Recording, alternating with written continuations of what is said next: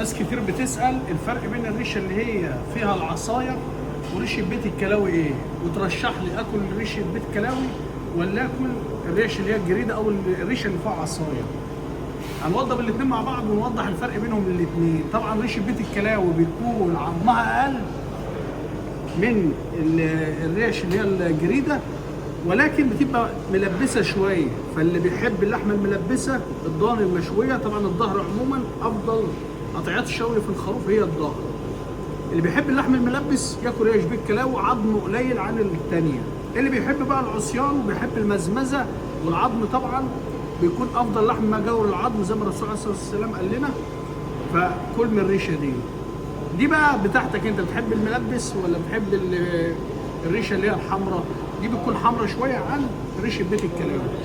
وطبعا الملبسه ديت في الطعم لما بتتبل بتبقى طعمها اجمل. تعال